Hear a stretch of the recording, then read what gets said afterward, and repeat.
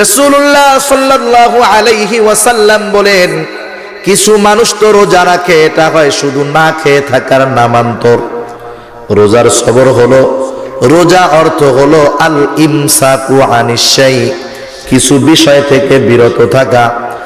আপনি শুধু খানা, স্ত্রী সহবাস থেকে বিরত থাকলেন, এটাই যে রোজা হয়ে গেল তা নয়। কারণ প্রতিটা অঙ্গ প্রত্যঙ্গের রোজা আছে। রোজা যখন রাখতে হবে, মুখের গুনাহ করা যাবে না, চোখের গুনাহ করা যাবে না, জবানের গুনাহ করা যাবে না। এমন ভাবে যদি আপনি দিন অতিবাহিত করতে পারেন, ওই রোজা হবে সেই রোজা যেই রোজাটা জাহান্নামের ঢাল স্বরূপ ব্যবহার হবে। আর সাওমু জান্নাতুন, এই সওম যে ঢাল, সবার সওম জাহান্নামের ঢাল না। যেই সওমওয়ালার সওমের মধ্যে, যেই রোজাদারের রোজার মধ্যে গোনামুক্ত রোজা হবে, সবরওয়ালা রোজা হবে, ওই রোজা জাহান্নামের আগুনকে ঠেকাতে পারবে। ঠিক কিনা বলেন? ইয়া আইয়ুহাল্লাযীনা আমানু,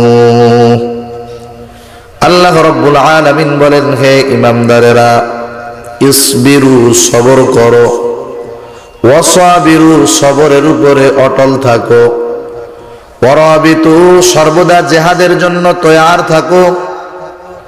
আল্লাহ রাব্বুল আলামিন বলেন, ওয়াত্তাকুল্লাহ, আল্লাহ তাআলাকে ভয় করো, লাআল্লাকুম তুফলিহুন।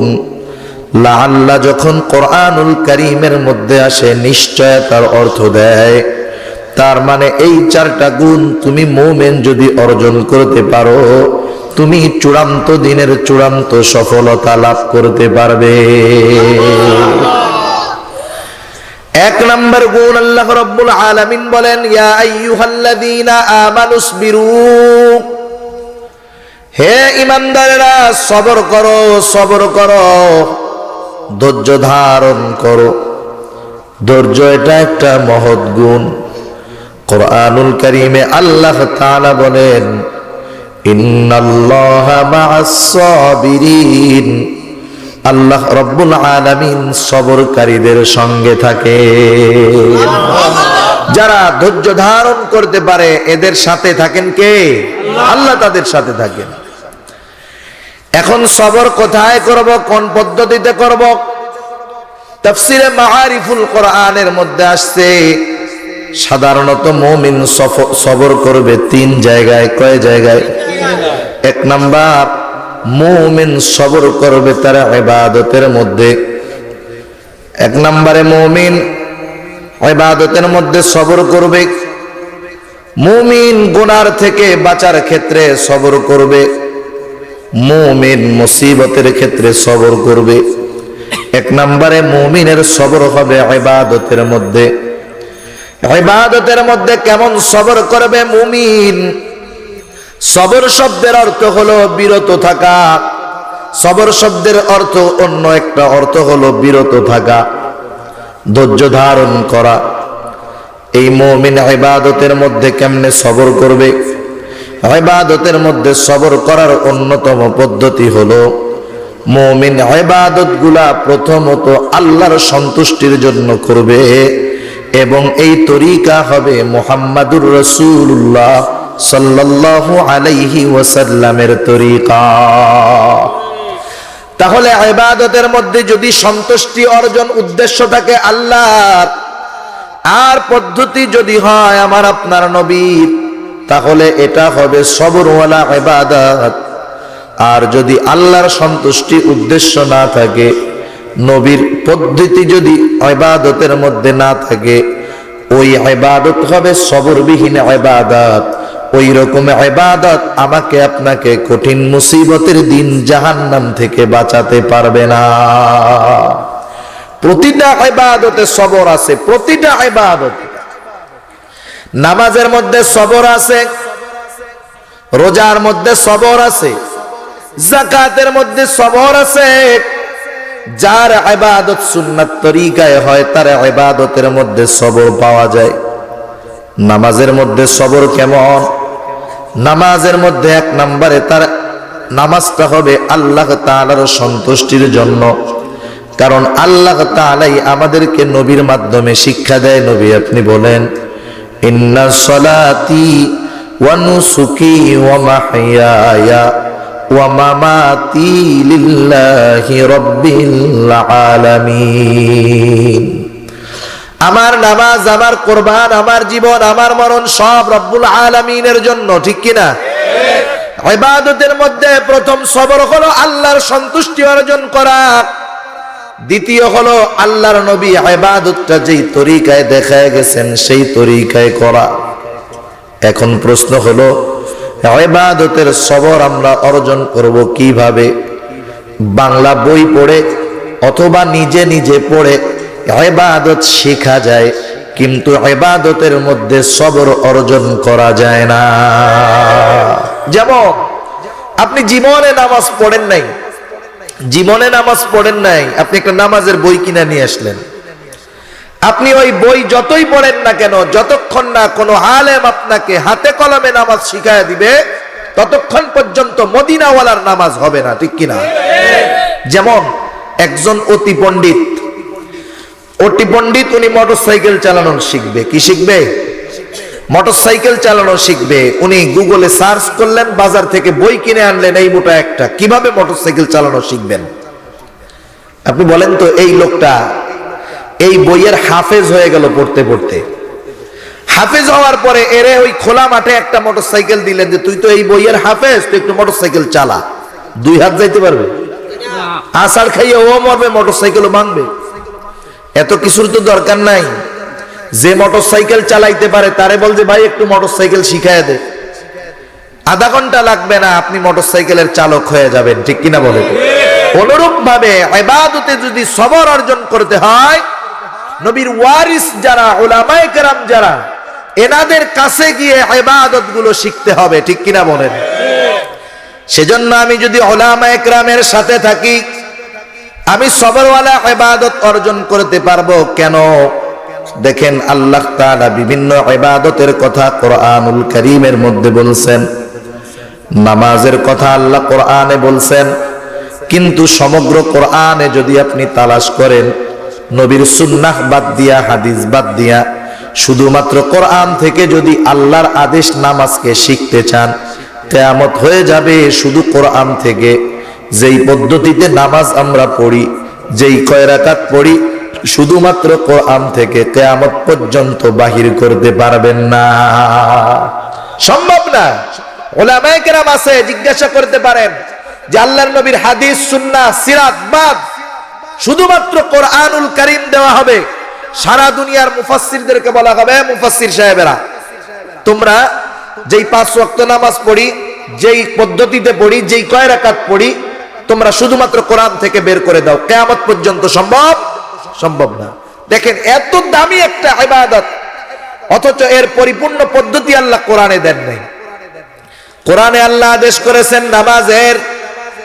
এখন আমাদের প্রশ্ন, তাহলে এই গুরুত্বপূর্ণ ইবাদত কোথার থেকে শিখবো? জবাব দিয়ে দেন আমার আপনার নবী, সল্লু কামা রাআইতুমুনি উসাল্লি। আল্লাহর আদেশ হলো নামাজ কিভাবে শিখবা, কিভাবে পড়বা? নবী আমার বলেন, সল্লু, নামাজ পড়ো, কামা রাআইতুমুনি উসাল্লি, যেভাবে আমাকে নামাজ পড়তে দেখো তোমরা সেভাবে নামাজ পড়ো। তাহলে সাহাবায়ে কেরাম নামাজ শিখছেন নবীর থেকে, ঠিক কিনা? সাহাবায়ে কেরাম থেকে নামাজ শিখছেন তাবেঈন, তাবেঈন থেকে শিখেছেন তাবেঈন, তারদের থেকে শিখেছেন আইম্মায়ে কেরাম। এই ধারাবাহিকতায় একটা সময় উলামায়ে কেরাম শিখেছেন ওই নামাজ। মদিনাওয়ালা যেই নামাজ পড়েছেন, উলামায়ে কেরাম প্র্যাকটিক্যাল ভাবে শিখেছেন সেই নামাজ। সেজন্য ইবাদতে যদি সবর অর্জন করতে হয়, অবশ্যই উলামায়ে কেরামের কাছে গিয়ে ইবাদতগুলা শিখতে হবে।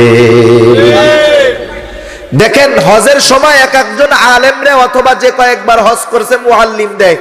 যারা হজে গেছেন বুঝবেন, প্রথমবার হজে গেলেই যত বড় আলেম হোক মুআল্লিম বানাবে না। আপনি যতই বাংলাদেশ থেকে বইগুলো পড়ে যান, যত হাজি গেছে, কত হাজিরে দেখছি 3-4 বছর ধরে বইয়ের হাফেজ হয়ে গেছে। হজ করে আইসা কয় শুধু বইটা 3 বছর পড়ছি, কোনো কাজে লাগে নাই। মুআল্লিম সাহেব সাথে ছিল বিদায় হজটা ভালো মতো করতে পারছি, বুঝতে পারছি। তাহলে দেখছেন, এই বই থেকে আপনি পড়ে হজ করতে পারবেন না, কিছু জানতে পারবেন, কিন্তু প্র্যাকটিক্যাল হজ করতে হবে উলামায়ে কেরামের মাধ্যমে, ঠিক কিনা? তারা দেখায় দিবে কিভাবে করো।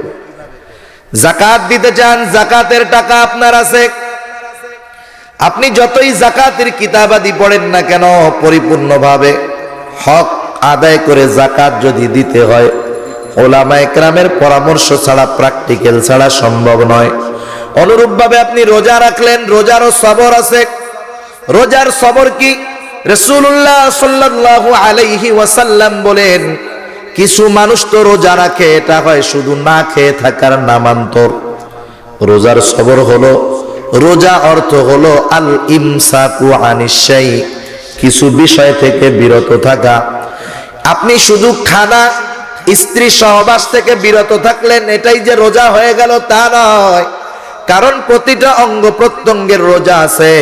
রোজা যখন রাখতে হবে, মুখের গুনাহ করা যাবে না, চোখের গুনাহ করা যাবে না, জবানের গুনাহ করা যাবে না। এমন ভাবে যদি আপনি দিন অতিবাহিত করতে পারেন, ওই রোজা হবে সেই রোজা যেই রোজাটা জাহান্নামের ঢাল স্বরূপ ব্যবহার হবে। আর সাওমু জান্নাতুন, এই সওম যে ঢাল, সবার সওম জাহান্নামের ঢাল না। যেই সওমওয়ালার সওমের মধ্যে, যেই রোজাদারের রোজার মধ্যে গোনামুক্ত রোজা হবে, সবরওয়ালা রোজা হবে, ওই রোজা জাহান্নামের আগুনকে ঠেকাতে পারবে, ঠিক কিনা বলেন?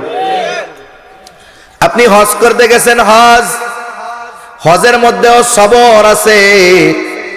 এখন তো আধুনিকতার জামানা, হজের এক একটা রোকন সম্পন্ন করে 3 বার সেলফি মারে, আছে না নাই? তাওয়াফ করে, কয় প্রথম তাওয়াফ দেওয়া হলো, সেলফি চলতেছে, লাইভ চলতেছে, বাইতুল্লাহ থেকে লাইভ দিচ্ছি, মদিনা শরীফ থেকে লাইভ দিচ্ছি। শয়তানরে পাথর মারতে গেছে, লাইভ মারতেছে। গত বছর পত্রিকায় একটা ছবি খুব প্রচার হয়েছে, এক মুরব্বী পাথর মারবে এইদিকে, সেলফি তুলতে গিয়ে পাথর মেরে দিছে এইদিকে। কোন শয়তানরে মারবো, কোন শয়তানরে মারছে আল্লাহই ভালো জানে। এখন দেখেন, এই ইবাদতগুলা সেলফি কেন তোলা হয়? সেলফি হলো যখন নিজের কিছু নিজে প্রকাশ করতে মনে চায়, তখন সেলফি তোলা হয়। তার মানে কি? আমি চাই পাবলিকে একটু দেখুক আমি তাওয়াফ করতেছি, আমি চাই পাবলিকে একটু দেখুক আমি শয়তানরে পাথর মারতেছি, আমি চাই পাবলিকে একটু দেখুক আমি মিনায় আছি, মুজদালিফায় আছি, আরাফায় আছি। এগুলো দেখাইতে মন চায়। এইরকম হজ আল্লাহ যদি 1000 বছর হায়াত দেয়, এই নিয়তে 1000 বছর হজ করা হয়, আসল হজ একবারও হবে না, ঠিক কিনা বলেন? সেজন্য হজ হবে সবরওয়ালা হজ। 1 নম্বরে টাকাটা হবে হালাল, 2 নম্বরে উলামায়ে কেরাম যেভাবে শিখায় দেয় সুন্দরভাবে একাগ্রতার সাথে সব রকমগুলো যদি আদায় করা যায়, তাহলে হয়তো আশা করা যায় হজ করার পরে ওই লোকটার অবস্থা এমন হবে কেমন জানি সদ্য ভূমিষ্ঠ নাবালক মাসুম সন্তান। সুবহানাল্লাহ, এত সহজ না। ইবাদতের মধ্যে সবর আছে। কারণ দেখেন, দুনিয়ার মানুষের অনেক ইবাদত আল্লাহ তাআলার কাছে কিয়ামতের দিন গ্রহণযোগ্য হবেই না, বরং কি হবে? এই ইবাদতগুলো তার জাহান্নামে যাওয়ার কারণ হবে।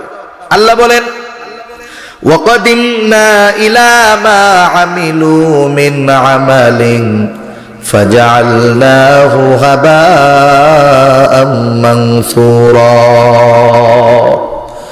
আল্লাহ রাব্বুল আলামিনের সামনে বান্দার সব আমলগুলা উপস্থিত করা হবে, যেই আমলগুলা শুধুমাত্র আল্লাহ ব্যতীত অন্য কারো সন্তুষ্টির জন্য করা হয়েছে। আল্লাহ তাআলা সেই আমলগুলাকে ধূলিসাৎ করে দিবেন, ধুলায় পরিণত করে দিবেন। বরং ক্ষতিটা কি হবে রে মুমিন? ইবাদতের একমাত্র উপযুক্ত হকদার হলেন আল্লাহ।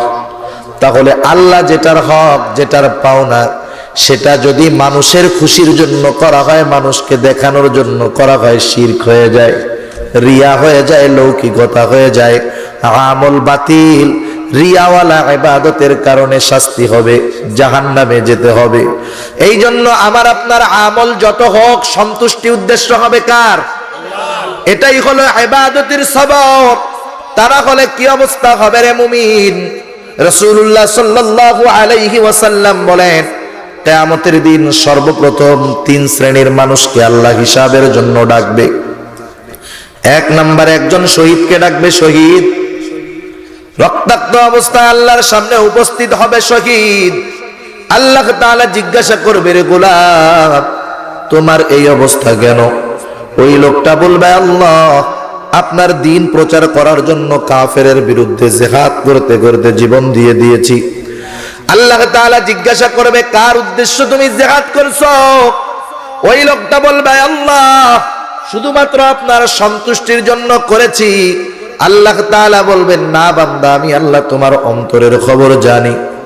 তুমি আমার সন্তুষ্টির জন্য জিহাদ করো নাই, তুমি জিহাদ করেছো যাতে করে দুনিয়ার মানুষ তোমাকে বীর উত্তম বলে, বীর শ্রেষ্ঠ বলে। বান্দা, যে উদ্দেশ্যে তুমি জিহাদ করেছো দুনিয়ায় তুমি তা পেয়ে গেছো। আজকে আমার তরফ থেকে তোমার জন্য কিছু নাই, তুমি চলে যাও, তোমার ঠিকানা হলো চিরস্থায়ী জাহান্নাম। দ্বিতীয়তে আল্লাহ তাআলা একজন দানবীরকে ডাকবেন, টাকাওয়ালা দানবীর। আল্লাহ তাআলা জিজ্ঞাসা করবে, রে গোলাম, আমি আল্লাহ দুনিয়ায় তোমাকে এত সম্পদ দিলাম, এই সম্পদগুলো তুমি কোন কাজে ব্যয় করেছো? ওই লোকটা বলবে, আল্লাহ, আপনার দেওয়া সম্পদ আমি গরিবের মধ্যে দান করেছি, সদকা করেছি। যার বাড়ি নাই তাকে বাড়ি বানায় দিছি, যার চিকিৎসার টাকার দরকার তাকে আমি চিকিৎসার টাকা দিয়েছি। আল্লাহ তাআলা বলবে, বান্দা, এত কষ্টের উপার্জনের সম্পদ কেন দান করেছো? কি উদ্দেশ্যে দান করেছো? ওই লোকটা বলবে, আল্লাহ, আমি শুধুমাত্র আপনার সন্তুষ্টির জন্য দান করেছি। আল্লাহ তাআলা বলবে, বান্দা, আমি আল্লাহ তোমার মনের খবর জানি। তুমি আমি আল্লাহর সন্তুষ্টির জন্য দান করো নাই, তুমি দান করেছো যাতে করে দুনিয়ার মানুষ তোমাকে দানবীর বলে, সমাজ সেবক বলে, গরিবের বন্ধু বলে। যে উদ্দেশ্যে তুমি দান করেছো দুনিয়ায় তুমি তা পেয়ে গেছো। সুতরাং আজকে আমি আল্লাহর তরফ থেকে তোমার জন্য কিছু নাই, তুমি চলে যাও, তোমার ঠিকানা হলো চিরস্থায়ী জাহান্নাম। তৃতীয়তে আল্লাহ তাআলা একজন আলেমকে ডাকবেন, আর এক বর্ণনা এসেছে একজন কারি সাহেবকে ডাকবেন।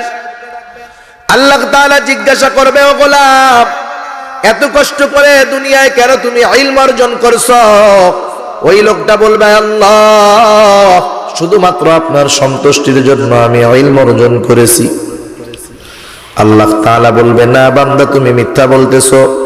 তুমি আলেম হয়েছো, কারি হয়েছো যাতে করে দুনিয়ার মানুষ তোমাকে আলেম বলে, হাফেজ বলে, কারি বলে, মুফতি বলে, মুহাদ্দিস বলে, শাইখুল হাদিস বলে, বড় বক্তা বলে। যে উদ্দেশ্যে আলেম হয়েছো, ইলম অর্জন করেছো, দুনিয়ায় তুমি তা পেয়ে গেছো। আজকে আমি আল্লাহর তরফ থেকে তোমার জন্য কিছু নাই, তুমি চলে যাও, তোমার ঠিকানা হলো চিরস্থায়ী জাহান্নাম। চিন্তা করছেন, এত বড় বড় আমল করলো, শুধুমাত্র এটা আল্লাহর সন্তুষ্টির জন্য না হওয়ার কারণে জাহান্নামে যাওয়া লাগলো, আমলগুলা বাতিল হলো। তাহলে ইবাদতের সবর হলো, উদ্দেশ্য থাকবে আল্লাহর সন্তুষ্টি, তরিকা হবে বিশ্বনবী মুহাম্মদুর রাসূলুল্লাহ সাল্লাল্লাহু আলাইহি ওয়াসাল্লামের। আর শিখবো আমাদের উলামায়ে কেরামের কাছ থেকে, আলেমদের কাছ থেকে, প্র্যাকটিক্যালি শিখবো, হাতে কলমে শিখবো। তাহলে আমার ইবাদতটা সবরওয়ালা ইবাদত হয়ে যাবে। 2 নাম্বার, আমি সবর করব গুনার থেকে বেঁচে থাকার সবর। গুনাহ আমার সামনে আসবে, গুনার থেকে বেঁচে থাকতে হবে। আমার চোখের সামনে গুনাহ আসবে, চোখে গুনার থেকে ফিরাইয়া দিতে হবে। সরকারি চাকরিজীবী, ঘুষের টাকার অফার আসবে, লোভকে পরিহার করতে হবে। এমন অবস্থা যদি করতে পারি, রাসূলুল্লাহ সাল্লাল্লাহু আলাইহি ওয়াসাল্লাম বলেন, যেই ব্যক্তি তার চোখকে গুনার থেকে ফিরাইয়া আনতে পারে, আল্লাহ রব্বুল আলামিন তার ইবাদতের মধ্যে মজা দান করে দেয়। গুনার থেকে চোখ যদি ফিরানো যায়, তাহলে তার রূহানি শক্তি পয়দা হয়ে যায়, এমন শক্তি যেটা দুনিয়ার ভিটামিন খাবার খেয়ে পাওয়া যায় না। আসমানওয়ালার তরফ থেকে সেই শক্তি আসে, সুবহানাল্লাহ। সেজন্য এই চোখ, এই অঙ্গ প্রত্যঙ্গ, এটা আল্লাহর তরফ থেকে আমার আপনার কাছে আমানত। এই শরীয়ত, এই দ্বীন, এটা আমার কাছে আমানত। রাখছেন কে? আল্লাহ তাআলা বলেন, ইন্না আরাদনাল আমানাতা আলাস সামাওয়াতি ওয়াল আরদি ওয়াল জিবাল ফাআবাইনা আন ইয়াহমিলনাহা ওয়া আশফাকনা মিনহা ওয়া হামালাহাল ইনসান। পাহাড়ের কাছে, জমিনের কাছে আল্লাহ তাআলা এই কোরআনকে, এই দ্বীনকে দিতে চাইছেন, এরা অস্বীকার করছে, ভয়ে বিদীর্ণর মতো হয়ে গেছে, আর মানুষ সেইটারে মাইনা নিছে। যখনই মানুষ শরীয়তকে মেনে নিয়েছে, এখন এই মানুষের অঙ্গ প্রত্যঙ্গ সব কিছু তার কাছে আমানত হয়ে গেছে।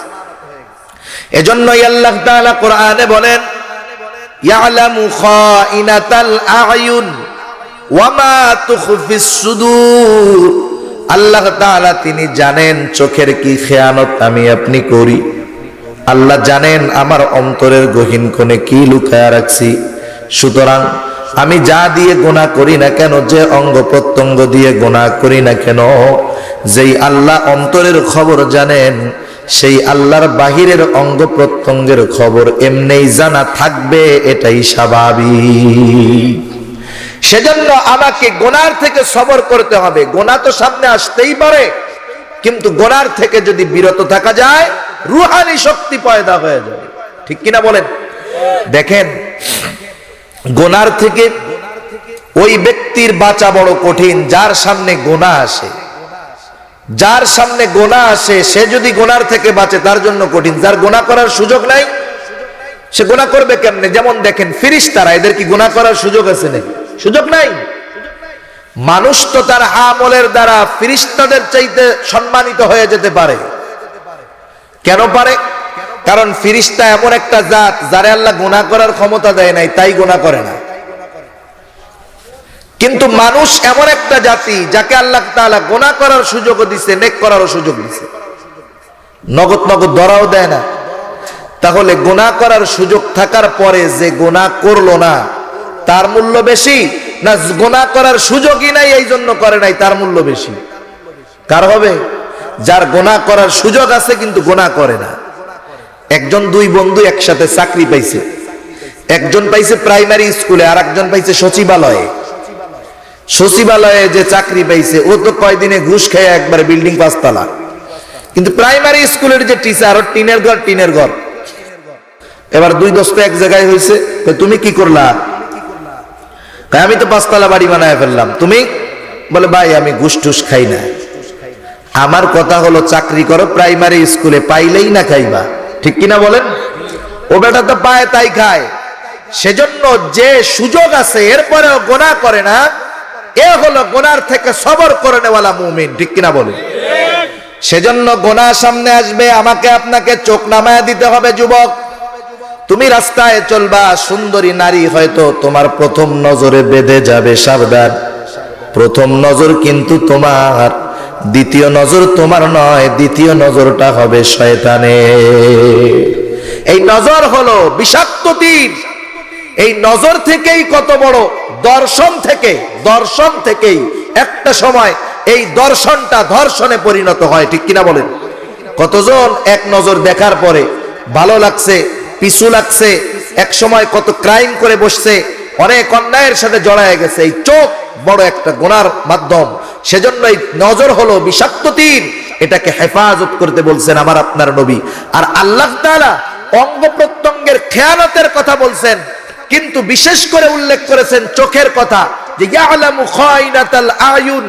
কারণ চোখের কথা উল্লেখ করার কারণ হলো বড় বড় অপরাধ সংগঠিত হওয়ার অন্যতম মাধ্যম হলো এই চোখ। ঠিক কিনা?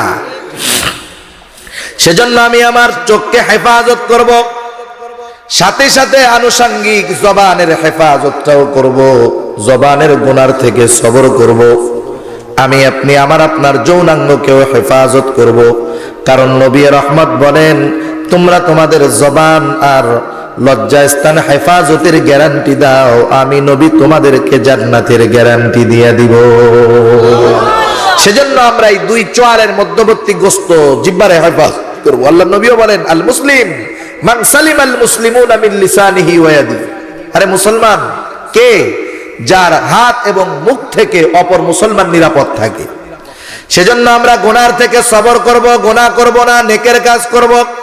3 নাম্বার, তিন নাম্বার হলো বিপদ আপদ মুসিবত যখন আসবে তখন আমরা ধৈর্য ধারণ করব। এক নম্বরে ধৈর্য ধারণ করব। আর যদি সাহায্য চাওয়ার প্রয়োজন হয় দুনিয়ার কারো কাছে চাবো না, মাজারে যাব না, কবরে চাবো না, বাবার কাছে চাবো না, কার কাছে সাহায্য চাবো জোরে বলে? আল্লাহ রাব্বুল আলামিন তাই আমাদেরকে শিখায়া দেন ওয়াস্তাঈনু বিস-সাবরি ওয়াস-সালাহ। হে বান্দা, তোমার সাহায্য প্রয়োজন, আমি আল্লাহর কাছে সবর এবং সালাতের মাধ্যমে চাও। আল্লাহ তাআলা শিখায়া দিয়েছেন পদ্ধতি। এক নাম্বার, বিপদে পড়ছো ধৈর্য ধারণ করো, সাহায্য প্রয়োজন আল্লাহর কাছে চাও। কারণ আল্লাহ রাব্বুল আলামিন বলেন উদউনি আস্তাজিব লাকুম, তোমরা আমি আল্লাহর কাছে চাও, আহ্বান করো, আমি আল্লাহ তোমাদের ডাকে সাড়া দিব। সেজন্য চাইতে হবে আমার আপনার আল্লাহর কাছে। আমরা মনে করি ছোটখাটো বিপদে পড়লাম আল্লাহর কাছে চাওয়া যায়। আল্লাহ হলো মহান, আল্লাহর কাছে কি ছোট জিনিস চাওয়া যায় নাকি? না না, যে যত আপন তার কাছে তত ছোট এবং সবচেয়ে বড়টা চাওয়া যায়, ঠিক না? দেখেন আপনাদের যাদের বাচ্চা আছে ৩-৪ বছর বয়স, ও বুঝে না, ও যখন দোকানে যায় চকলেটের প্যাকেটগুলা সুন্দর মোড়কে লোক প্যাকেট করা থাকে, চকচক করে, 1 টাকা দামের চকলেট। ছেলেটার যখন ভালো লাগে ওই ছেলেটা 1 টাকা দামের চকলেট তার আব্বুর কাছে চাইতে লজ্জা পায়? লজ্জা পায় নাকি? ও চায়, কিন্তু সব জিনিস ও অন্য কারো কাছে চায় না, ওর আব্বার কাছে চায়। ও যদি অন্য কারো কাছে চায় ওর আব্বা কি বলবে? তোমার যা প্রয়োজন তুমি আমাকে বলবা, অন্য কারো কাছে চাবা না, কারণ আমি হলাম তোমার আব্বু, আমি তোমার সব দিব। এবার ছোট বাচ্চা 1 টাকার চকলেট নিয়ে হাঁটতেছে, ইতিমধ্যে আকাশ দিয়ে বিমান যাইতেছে। ছোট বাচ্চাকে আব্বু এটা কি? কয় পেলেন? আব্বু এটা আমারে দাও। ছোট বাচ্চা লজ্জা পাবে ওই বড় প্লেন চাইতে তার বাপের কাছে। কেন? বাপ হলো তার সবচাইতে আপন। বান্দা হলো আল্লাহ রাব্বুল আলামিন হলো বান্দার জন্য সবচাইতে আপন।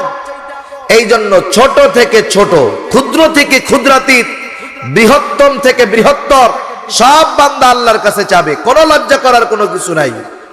বান্দা যত আল্লাহর কাছে চায় আল্লাহ তাআলা তত বান্দার উপরে খুশি হয়, সুবহানাল্লাহ। কিন্তু আমরা আল্লাহর কাছে চাওয়া বাদ দিয়ে দিয়েছি, আল্লাহর কাছে চাইতে হবে।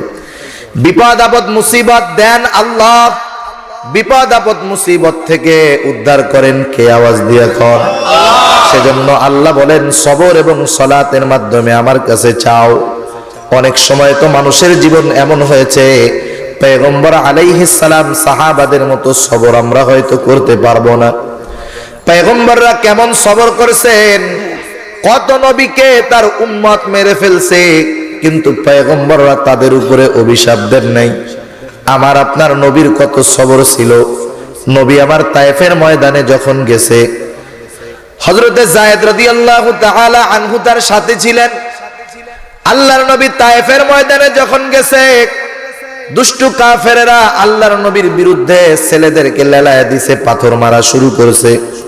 এত পরিমাণ পাথরের আঘাতে আমার আপনার নবীর দেহ রক্তাক্ত হয়ে গেছে। রক্ত পড়তে পড়তে পায়ের মধ্যে জুতা মোবারক আটকে গেছে। আল্লাহর নবী রক্তক্ষরণ হয়েছে, এত পরিমাণ অজ্ঞান হয়ে জমিনের উপরে পড়ে গেছেন। এরপরে নবীকে আবার সুস্থ করে দাঁড়ায়া ওরা আবার পাথর মারা শুরু করছে। আল্লাহর নবী দিনের শেষ প্রান্তে যখন ক্লান্ত শ্রান্ত দেহ নিয়ে একটা পাহাড়ে এসে অবস্থান করতেছেন, ইতিমধ্যে জিবরাইল আমিন চলে আসছে, সাথে করে পাহাড়ের ফেরেশতাকেও নিয়ে আসছে। বলতেছে ইয়া রাসূলুল্লাহ, আপনি শুধু আদেশ করেন, আপনি যদি আদেশ করেন এই 2 পাহাড়ের মধ্যবর্তী শহর তায়েফ, 2টা পাহাড়কে মিলিয়ে এমন ভাবে নিশ্চিহ্ন করে দেওয়া হবে, তায়েফ নামে একটা এলাকা ছিল পৃথিবীর মানুষ জানতেও পারবে না। আল্লাহর নবী নামাজে দাঁড়ায় গেলেন, সিরাতে ইবনে হিশামের মধ্যে সম্ভবত আছে। আল্লাহর নবী তখন নামাজে দাঁড়ায় গেলেন, আল্লাহর কাছে বলতেছেন আয় আল্লাহ, আপনি এদেরকে ধ্বংস করে দিবেন না। এরা হয়তো আমাকে চিনে না, বোঝে না, কিন্তু হয়তো এদের সন্তানেরা পরবর্তী প্রজন্ম ওরা হয়তো দ্বীনের আলোয় উদ্ভাসিত হবে। কেমন সবর নবীর ছিল, সাহাবাদের সবর কেমন ছিল। হায় রে হায়। হযরত আবু বকর সিদ্দিক রাদিয়াল্লাহু তাআলা আনহু একদিন এক কাফের গালি দিচ্ছেন। আপনার একজন যদি কষ্ট দেয়, আপনি যদি একটু ধৈর্য ধারণ করতে পারেন, এর বিনিময় আল্লাহ তাআলা দিবে। আপনার একজন গালি দিচ্ছে কারণে দেয় না হুজুরদেরকে বিনা কারণে গালি, অনেক সময় অনেককে বিনা কারণে গালি দেয়, আপনি একটু সবর করেন, ওর গালির প্রতিবাদ আপনার দেওয়া লাগবে না, আল্লাহ তাআলা আপনার পক্ষ থেকে ফেরেশতা নিযুক্ত করে দিবে। সুবহানাল্লাহ। হযরত আবু বকর সিদ্দিক রাদিয়াল্লাহু তাআলা আনহুর একজনে গালি দিচ্ছে, হযরত আবু বকর সিদ্দিক চুপ করে আছেন, বিনা কারণে গালি দেয়। আল্লাহর নবী হাসতেছেন। হযরত আবু বকর সিদ্দিক রাদিয়াল্লাহু তাআলা আনহু কি মনে করে জানি ইহুদিরে বললেন, এই মিয়া আমারে গালি দাও কেন, জিজ্ঞাসা করছেন। আল্লাহর নবীর মুখের হাসি গেছে চুলা। এখন ইহুদি যদি আবু বকর রাদিয়াল্লাহু তাআলা আনহুরে কতল করে ফেলে, ওনার চিন্তা নাই। ওনার চিন্তা হলো একটু আগে নবীর মুখে হাসি ছিল, এখন কেন নাই? দৌড়ে গেছেন নবীর কাছে, ইয়া রাসূলুল্লাহ আমারে ও গালি দিচ্ছে, আপনি তখন হাসতেছেন। আমি যখন এর কারণ জিজ্ঞাসা করলাম, আপনার মুখটা মলিন হলো, কারণটা কি? বলে, আবু বকর তুমি তোমাকে যখন ও গালি দিচ্ছিল, আল্লাহ তাআলা তোমার পক্ষে ফেরেশতা নিযুক্ত করে দিয়েছে। ও তোমারে গালি দিচ্ছিল আর এর প্রতিবাদ ওই ফেরেশতা করতেছিল। সুবহানাল্লাহ। ও যা গালি দিচ্ছিল তাড়াতাড়ি ফিরায় দিচ্ছিল, তুমি যখন প্রতিবাদ করছো, কথা বলছো, ফেরেশতা চলে গেছে। সেজন্য আমাকে আপনাকে যদি বেশি কথাও বলে কেউ বিনা কারণে, আমি আপনি যদি একটু সবর করে শুনতে পারি, থাকতে পারি, আমার আপনার পক্ষ থেকে ফেরেশতা জবাব দিয়ে দিবে। ঠিক কিনা বলেন? এজন্য আজকের সমাজের অনেক যুবক ভাইয়েরা আছে একটু রক চড়া, অল্পতেই গরম হয়ে যায়, এটা ঠিক না। তুমি একটু সবর করো, আল্লাহ রাব্বুল আলামিন হয়তো এতটুকুর বদৌলতে তোমাকে সাবিরিন বান্দাদের তালিকায় তোমার নামটা লেখায়া দিতে পারে। সেজন্য আমরা মুসিবতে সবর করব। দেখেন হযরত আইয়ুব আলাইহিস সালাম কত কষ্টের মধ্যে ছিলেন, সন্তান, স্ত্রী, রাজত্ব সব আল্লাহ কেড়ে নিয়েছেন, পোকা লাগায়া দিয়েছেন শরীরের মধ্যে, কত মুসিবত, জিহ্বার মধ্যে পোকা লাগা লাগা ভাব। হযরত আইয়ুব আলাইহিস সালাম বলে, আল্লাহ আপনি যেটা করে খুশি, কিন্তু আপনি যদি জিহ্বার মধ্যে পোকা লাগায় দেন, আমি আপনার নামের জিকির করে আপনার নামের মজাটা গ্রহণ করি। আপনি যদি জিহ্বায় পোকা লাগায় দেন, কেমন করে আমি আপনার নামের মজাটা নিব? কেমন ছিল তাদের সবর! এত বড় সবর আমাদের দরকার নাই, কিন্তু স্বাভাবিক এতটুকুর মধ্যে থাকি, বিপদ আপদ যতটুকুই হোক না কেন বলবো কার কাছে? আল্লাহর নবী সেই পদ্ধতি আমাদেরকে শিখায় দিয়েছেন। সঠিক তরিকায় আল্লাহর কাছে চাওয়া, এটা সবরের বহির্ভূত কোনো কিছু নয়। আপনার প্রয়োজন আপনি আল্লাহর কাছে বলেন। তারিখে দামেস্কের মধ্যে আসছে, হযরত ওমর রাদিয়াল্লাহু তাআলা আনহুর জামানা, দুর্ভিক্ষ দেখা দিয়েছে, বাজারে খাবারের অভাব। হযরত ওমর রাদিয়াল্লাহু তাআলা আনহু চিন্তিত হয়ে গেছেন, হায় রে, আমি হলাম জনগণের খাদেম, আমার কোন মানুষ যদি খাবারের অভাবে মারা যায়, কিয়ামতের ময়দানে আল্লাহ যদি জিজ্ঞাসা করে, ওমর তুমি তো জনগণের খাদেম ছিলা, কেমন করে না খেয়ে মানুষগুলা মারা গেল, কি জবাব দিব? চিন্তায় পড়ে গেছে হযরত ওমর। এশার নামাজের পর বিশিষ্ট সাহাবাদেরকে নিয়ে বসছে মিটিং এর জন্য। সিদ্ধান্ত হলো আগামী দিন সকালবেলায় এক গ্রুপ যাবে সিরিয়া, আর এক গ্রুপ মিশর, আর এক গ্রুপ ইয়েমেন, ফসল কিনতে যাবে, খাবার কিনতে যাবে। সবকিছু ঠিকঠাক করতে গভীর রাত হয়ে গেল। হযরত ওমর রাদিয়াল্লাহু তাআলা আনহু ঘরের মধ্যে এসে পায়চারি করতেছেন, চোখে ঘুম নাই, চিন্তা, পায়চারি করতেছে ওমর। সুবহ সাদিকের পূর্ব মুহূর্তে ঘুম ঘুম ভাব, বিছানার উপরে শরীরটা আলা দিয়েছে ওমর। ইতিমধ্যে স্বপ্ন দেখতেছে রাহমাতুল লিল আলামিন মদিনাওয়ালা মুহাম্মাদুর রাসূলুল্লাহ সাল্লাল্লাহু আলাইহি ওয়াসাল্লাম হযরত ওমরের ঘরে, কিন্তু চেহারাটা নবীর মলিন। হযরত ওমর জিজ্ঞাসা করে, ইয়া রাসূলুল্লাহ চেহারাটা কেন আপনার মলিন দেখা যায়? আল্লাহর নবী বলেন, হে ওমর, মুসিবত দিয়েছে, দুর্যোগ দিয়েছে আল্লাহ, দূর করবেন আল্লাহ। তুমি দুর্যোগ মুসিবত মোকাবেলা করার জন্য দুর্যোগ মোকাবেলা কমিটি গঠন করেছো, বলুন তো আল্লাহর দেওয়া দুর্যোগ দুনিয়ার কোন মানুষ মোকাবেলা করতে পারে নাকি? সম্ভব? আরে মেয়ে, মশারে ঠেকানো যায়? মশারে আপনি যদি চিন্তা করেন মশা দেশের ক্ষতি করে ফেলতেছে, সেনাবাহিনী, র‍্যাব, পুলিশ সব মশা মারতে লাগাই দিব, কাজ হবে? কিছুই হবে না। আল্লাহ যদি দুর্যোগ দেয়, ঠেকানোর কেউ নাই। সেজন্য আমাদের দেশেও আছে দুর্যোগ মোকাবেলা কমিটি। দুর্যোগ আসে আল্লাহর তরফ থেকে, আমাদের বদআমলের কারণে। আল্লাহ বলেন, যহরাল ফাসাদু ফিল বাররি ওয়াল বাহরি বিমা কাসাবাত আইদিন নাস। জলে স্থলে যত রকমের বিপর্যয় আসে এটা হলো আমাদের হাতের কামাই। সেজন্য এই বিপর্যয় দূর করতে পারবে না দুর্যোগ মোকাবেলা কমিটি, বরং একের পর এক দুর্যোগ আসতে থাকবে। আল্লাহ তাআলার দুর্যোগ ঠেকাতে পারে একমাত্র বান্দার চোখের পানি, ঠিক কিনা বলেন? আল্লাহর নবী বলতেছেন, হে ওমর, তুমি দুর্যোগ মোকাবেলা কমিটি গঠন করেছো, আমি কি তোমাদেরকে দুর্যোগ মোকাবেলার পদ্ধতি শিখায়া দেই নাই? আমি কি তোমাদেরকে সালাতুল হাজাত শিখায়া দেই নাই? হযরত ওমরের ঘুম ভেঙে গেল, মসজিদের মিনার থেকে আজানের আওয়াজ। হযরত ওমর রাদিয়াল্লাহু তাআলা আনহু চলে গেলেন মসজিদের মধ্যে।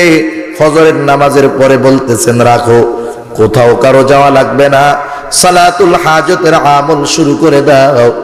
সালাতুল হাজতের আমল শুরু হলো। একটা সপ্তাহ ঘুরতে পারে নাই, মদিনার বাজারে খাবারের অভাব ছিল। এক সপ্তাহের মধ্যে আল্লাহ রাব্বুল আলামিন দুর্ভিক্ষ দূর করে মদিনার বাজারে ফসলের ব্যবস্থা করে দিলেন। তাহলে দেখেন, মুসিবত যদি আসে, মুসিবতের সময় সবর হলো আল্লাহরে গালি না দেওয়া। কারণ আমরা তো আল্লাহরে গালি দেই, আল্লাহ খালি আমারই দেয় নাকি বিপদ দেয়, বলে কি বলে না? খবরদার, এমনটা বলা যাবে না। সময়কে গালি দেওয়া যাবে না, কারণ আল্লাহ রাব্বুল আলামিন বান্দা যে মুমিন এটা কিন্তু বিপদ দিয়ে আল্লাহ পরীক্ষা করবে। মুমিন আর পরীক্ষা হবে না। ওয়ালা নাবলুওয়ান্নাকুম বিশাইইম মিনাল খাউফ ওয়াল জু' ওয়া নাকসিম মিনাল আমওয়াল। আল্লাহ রাব্বুল আলামিন পরীক্ষা করবেন জানের কষ্ট দিয়া, মালের কষ্ট দিয়া, বিভিন্ন ভাবে আল্লাহ পরীক্ষা করবেন ইমানদারের ইমান। দেখি বিপদে পড়ার পরে সে আমি আল্লাহর দোষারোপ করে কিনা। সেজন্য আমার আপনার বিপদে মুসিবতের সবর হলো আমি আল্লাহ ব্যতীত কারো কাছে চাবো না, যতটুকু পারি ধৈর্য ধারণ করব। সব সময় ওই রকম ধৈর্য ধারণ করা আমাদের সম্ভব নয়। এক মহিলা আল্লাহর নবীর জামানায়, তার ছিল হলো মৃগী রোগ। যখন এই রোগটা চেত, তার পুরা শরীরটা অনাবৃত হয়ে যাইত। মহিলা আল্লাহর নবীর কাছে এসে বলল, ইয়া রাসূলুল্লাহ, আপনি একটু আল্লাহর কাছে দোয়া করেন যাতে আমার এই রোগটা সুস্থ হয়ে যায়। আল্লাহর নবী বললেন, তুমি যদি এর উপরে ধৈর্য ধারণ করতে পারো তোমার জন্য উত্তম ফলাফল আছে। মহিলা বলল, ইয়া রাসূলুল্লাহ, অসুবিধা নাই, তবে যখন রোগটা শুরু হয় তখন আমি অনাবৃত হয়ে যাই, একটু দোয়া করেন যাতে করে আমি অনাবৃত না হই। আল্লাহর নবী দোয়া করলেন। এরপর থেকে মহিলা রোগে আক্রান্ত হয় ঠিক, কিন্তু কোন সময় তার পোশাক অনাবৃত হয় না। এরা তো বিপদটারে বরকত মনে করে রাখছে, আমাদের এত বড় তো সম্ভব না, কিন্তু এতটুকু করব, বিপদ যদি আসে আল্লাহর কাছে চাবো। কার কাছে? আল্লাহর কাছে চাবো। তাহলে আল্লাহ তাআলা বললেন, মুমিন ইসবিরু, সবর করো, ওয়াসাবিরু, এই যে কথাগুলা বলা হলো, গুনার থেকে সবর করব, মুসিবতে সবর করব, ইবাদতে সবর করব, এটা 1-2 দিন করব তা নয়। আমি আপনি এই সবরের উপরে অটল থাকবো, দায়েম থাকবো, কায়েম থাকবো। জীবন চলে যায় যাক, তবুও এমন কিছু করব না যাতে আল্লাহ বেজার হয়ে যায়। জীবন যায় যাক, আমি আমার এই সবরের উপরে অটল থাকতেই হবে। ওয়ারাবিতু, তাফসীরের মধ্যে মুফাসসিরিনে কেরামের ব্যাখ্যা কয়েকভাবে করেন। কোন কোন মুফাসসির বলেন জিহাদের জন্য তৈয়ার থাকা, জিহাদের জন্য ঘোড়া প্রস্তুত রাখা। কেউ কেউ বলেন সীমান্ত পাহারা দেওয়া। দুটার একটা হতে পারে, কিন্তু মুমিন এটাও মনে রাখতে হবে, জিহাদ যখন শরীয়র হুকুমে, যখন উলামায়ে কেরাম আমাদেরকে যদি এমন পরিস্থিতি হয় দ্বীনের জন্য, ঈমানের জন্য সশস্ত্র জিহাদ যদি করতে হয়, অবশ্যই সর্ব অবস্থায় মুমিনের অন্তরের মধ্যে এই প্রস্তুতি সর্বক্ষণ রাখতেই হবে। কারণ যার মনের মধ্যে জিহাদের তামান্না নাই, সে নেফাকের উপরে মৃত্যুবরণ করবে। বুঝতে হবে কথা। যেগুলা সন্ত্রাসী কর্মকাণ্ড, সন্ত্রাসের সাথে জিহাদের কোনো সম্পর্ক নাই। দেখেন, জিহাদ হলো সন্ত্রাসকে নির্মূল করার মাধ্যম। আর বর্তমান দুনিয়ায় যারা সন্ত্রাস নির্মূল করার মাধ্যম বলে যুদ্ধ করতেছে বিভিন্ন দেশে, এরা নিরহ মানুষকে মারে, ঠিক কিনা বলেন? ওরা বোম মারে, শত্রুপক্ষের 10 জন মরলে নিরহ মানুষ 200 মরে। কিন্তু আল্লাহর নবী দেখেন জিহাদে যখন কোন সেনাবাহিনী পাঠাইতেন, আল্লাহর নবী বলতেন সাবধান, একটা গাছ কাটবা না, খবরদার ফসল নষ্ট করবা না, পশু পাখিরে কষ্ট দিবা না, বৃদ্ধ বৃদ্ধা, শিশু, নারী, এদেরকে কোনো কষ্ট দিবা না। জিহাদের ময়দানে তোমাদের সাথে যুদ্ধ করতে যেয়ে যদি কেউ নিহত হয়, খবরদার তার লাশকে বিকৃত করবা না। ইসলাম কত সুন্দর কথা বলছে, অথচ ওনরা মারে নিরহ মানুষ আর মুসলমানদের দোষ দেয় যে এরা জঙ্গি, জিহাদ সন্ত্রাস। এটা হলো মুসলমানদের অন্তর থেকে জিহাদ যে অন্যতম একটি ফরজ ইবাদত, এটার একটা ভয় মুসলমানদের অন্তরে ঢুকায়া দেওয়ার জন্য ইহুদিদের একটা ষড়যন্ত্র, ঠিক কিনা বলেন? যাতে মুসলমান সারা জীবন এই কয় যে আমরা সবর করবো, মায়ের খাবো, মায়ের দিব না, এমনটা না। আমার যদি ইমানের প্রয়োজনে, আমার যদি দেশের প্রয়োজনে জীবন দিতে হয়, তখন জিহাদে যাওয়ার জন্য সর্ব অবস্থায় মুমিন তৈয়ার থাকবে, ঠিক কিনা বলেন? 4 নাম্বার, আল্লাহ তাআলা বলেন ওয়াত্তাকুল্লাহ, আল্লাহ তাআলাকে ভয় করবে, আল্লাহ তাআলাকে ভয় করবে। তাকওয়া কাকে বলা হয় সংক্ষেপে বলি, তাকওয়া হলো ফি'লুম মা আমারাল্লাহু বিহি তারকুম মা নাহান, আল্লাহ যেটা আদেশ করেছেন সেটা করবে, যেটা থেকে বিরত থাকতে বলেছেন সেটা করবে, এটাই হলো তাকওয়া। আর যেই মুমিন আল্লাহর আদেশ মানে নিষেধ থেকে বিরত থাকে সে হয় মুত্তাকি। এখন আল্লাহ তাআলা এই 4টি গুণ উল্লেখ করার পরে বললেন লাআল্লাকুম তুফলিহুন, যদি কোনো মুমিন এই 4টা গুণ অর্জন করে সেই মুমিন হয়ে যাবে সফল মুমিন। কারা সফল মুমিন হতে চায় একটু হাত উঁচা করি তো, নারায়ে তাকবীর। আরে আওয়াজ দেন সিলেটি লোকের মতো, নারায়ে তাকবীর। আল্লাহ কবুল করুক, হাত নামান। সেজন্য আমাদের সফল হতে হবে। কে সফল? ফামান যুহজিহা আনিন নার ওয়া উদখিলাল জান্নাতা ফাকাদ ফাজ। আল্লাহ রাব্বুল আলামিন আমাদের সকলকে সফল মুমিন হওয়ার তৌফিক দান করুক। সকলে বলি আমিন। ওয়া আখিরু দাওয়ানা আনিল হামদুলিল্লাহি রাব্বিল আলামিন।